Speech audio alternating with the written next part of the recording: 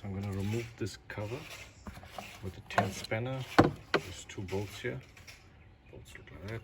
There's one there, one there. This cover should come off. With the cover removed, I'm going to remove the oil filter housing.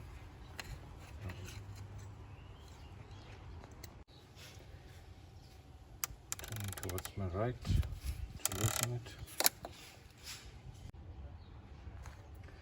Once it's loose, you can remove it.